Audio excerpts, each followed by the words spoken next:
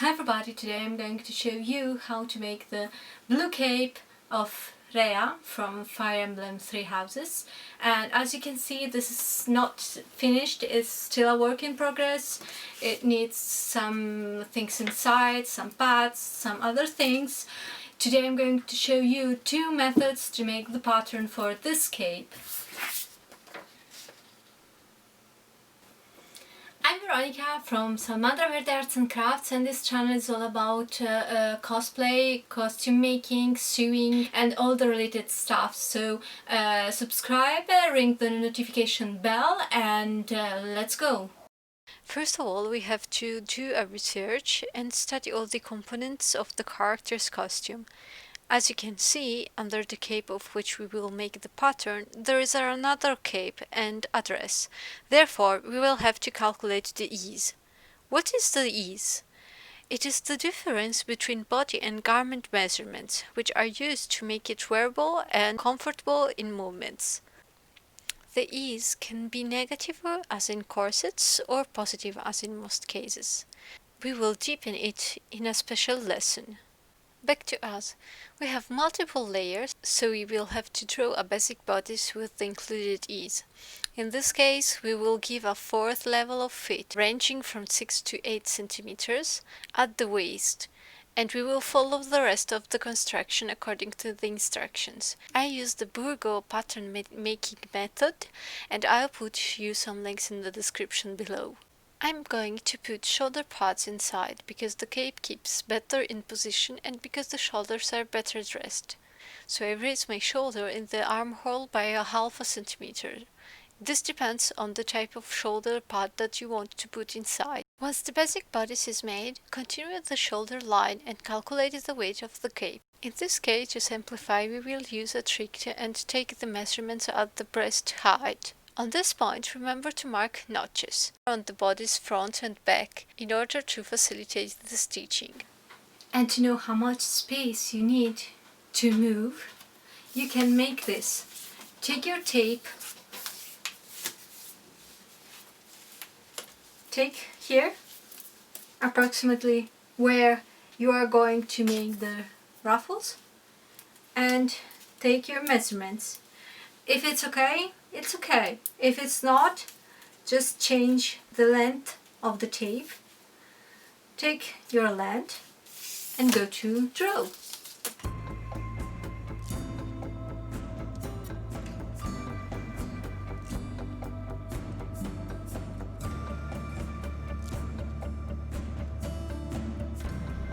Draw the shoulder with a nice soft curve.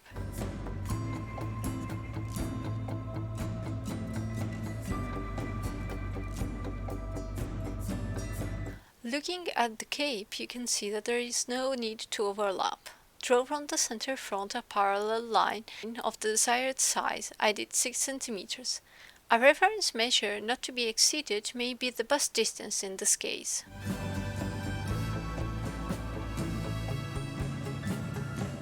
On the shoulder, I moved 1.5 centimeters from the neckline, and on the new center front, I draw the lapel break point to draw the roll line to form the neck.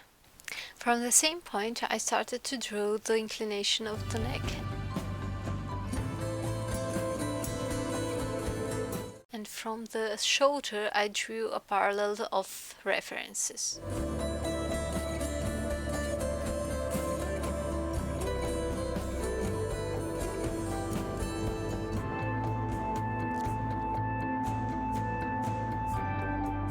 At this point, I went to work on the back, first adjusting the neckline of the same size as the front.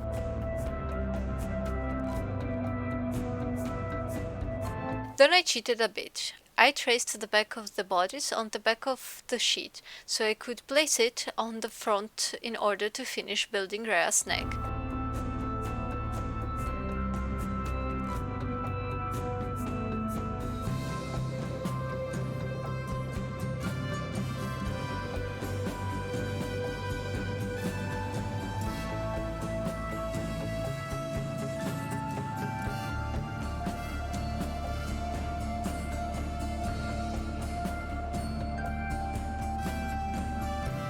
To know which inclination to give to the center back of the neck, I suggest you to make a toile.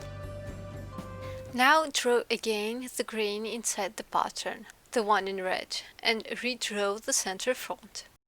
Draw the hem. I calculated it like this. I wanted the ruffles to start at the elbow or just above, to be more comfortable, and then have a length of 12 centimeters.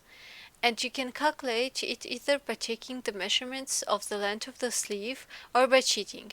I know that my elbow reaches roughly at the waist, so I calculated the length accordingly.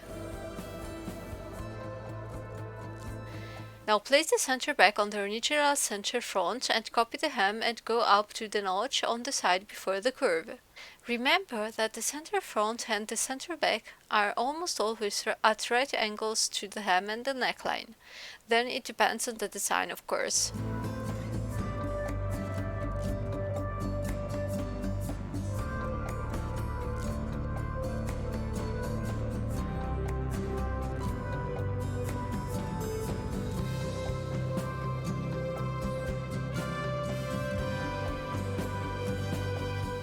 Extend the shoulder the same size as the front and draw the notch. Draw the curve.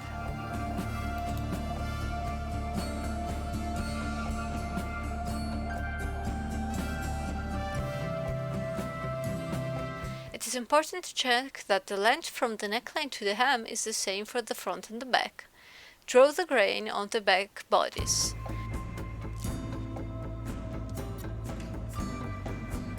Draw the height of the fluttering part. Now I will show you how to do it in two different ways.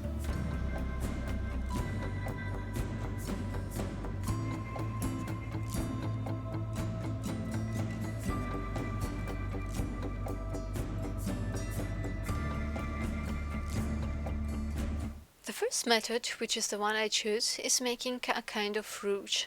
From the hem, calculate how high you want the fluttering part. I made 12 centimeters and copy onto a new pattern, copying the grain, the center front and the center back.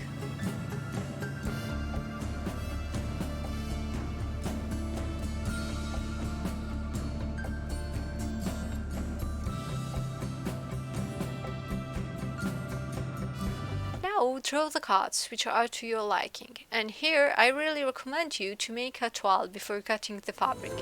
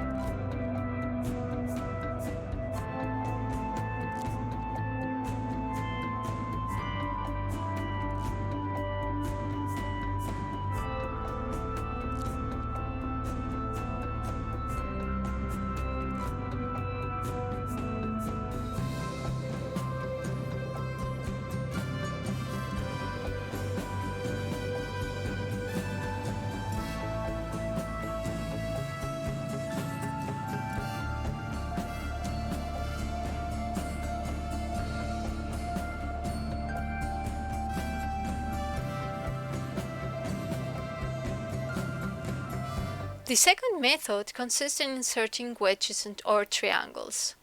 Personally, I consider this process to be long and unclean, complicated also for the lining, but I decided to show it to you anyway.